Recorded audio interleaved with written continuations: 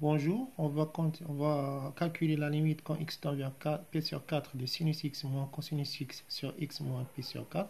Alors pour cela, on va faire une technique.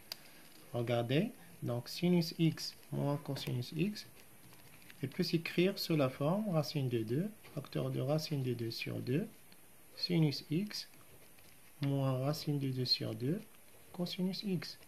Maintenant, car racine de 2 sur 2 fois racine de 2 égale à 1. C'est bon? Donc, égal à racine de 2.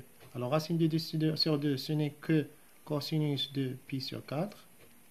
Sinus x moins sinus de pi sur 4 cosinus x.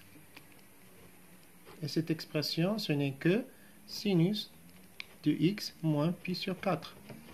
Alors, on va la remplacer. Donc, limite, quand x tend vers pi sur 4, de sinus x moins cosinus x sur x moins pi sur 4, égale la limite, quand x tend vers pi sur 4, de racine de 2, sinus x moins pi sur 4, sur x moins pi sur 4.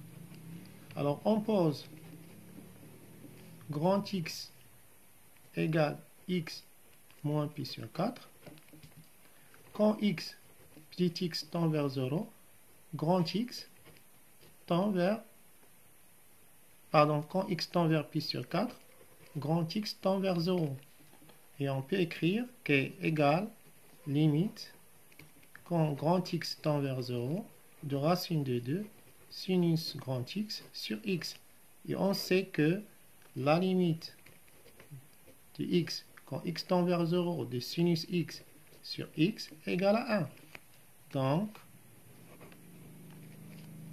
limite, quand x tend vers pi sur 4, de sinus x moins cosinus x sur x moins pi sur 4, ce n'est que racine de 2, limite de sinus x, grand x sur x, quand x tend vers 0, égale à racine de 2.